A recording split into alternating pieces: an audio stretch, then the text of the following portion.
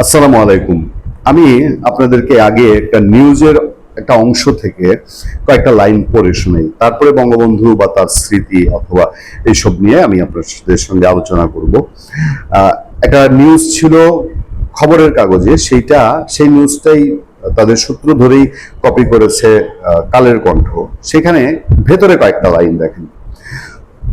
বাংলাদেশের জাতীয় জাদুঘর ঘুরে একজন বলছেন, পরিবার নিয়ে জাদুঘরে আসা যাত্রাবাড়ির দর্শনার্থী রায়হান কবির বলেন, তিনি মুক্তিযুদ্ধের ইতিহাস কিভাবে উপস্থাপন করা হয়েছে তা দেখতে এসেছিলেন, কিন্তু বঙ্গবন্ধুকে নিয়ে আগের মতো আলাদা কর্নার বা গ্যালারি তিনি খুঁজে পাননি।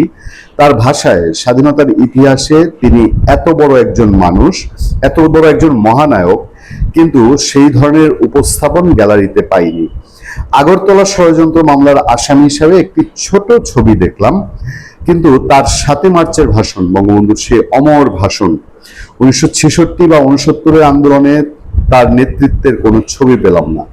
তিনি আরো বলেন, মানে এই যে পরিদর্শনে আসা, মানে জাতীয় জাদুঘর পরিদর্শনে আসা যাত্রাবাড়ি রায়হান কবির, তিনি আরো বলেন, মুক্তিযুদ্ধের কর্নারে তেমন কিছু পাইনি।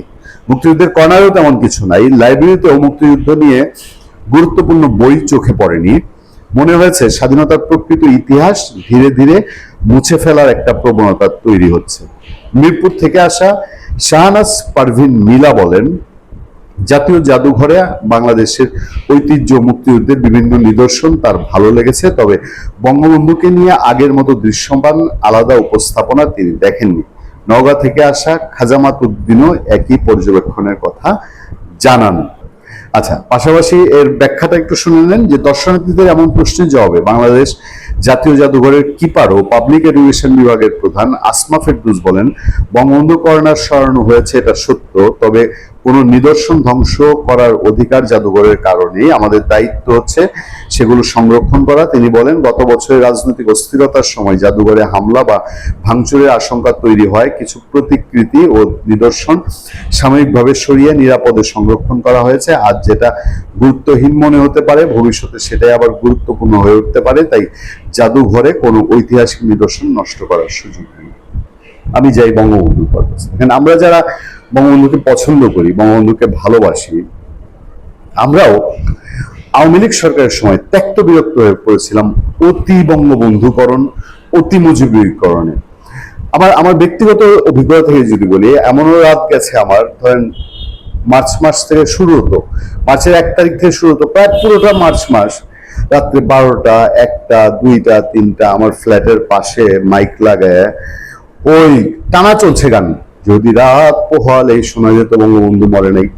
মানে উনি যে বেঁচে থাকলে উনি আরেকবার মরতো, উনি যে অত্যাচার তার নামে গান বাজায় করেছে ছাত্রলীগ, আওয়ামী লীগ, যুবলীগের, পাড়া মহল্লার লোকজন, বঙ্গবন্ধু আবার মরতো নিশ্চিত হয়, উনিও হার্ট অ্যাটাক করে মারা যেতেন। যে এত বন্ধনা, তার সাথে সাথে ওই কিছু দেশাত্মবোধক গান, রোগী বলেন, শিশু বলেন, রাতের পর রাত আমরা ছটপট করেছি।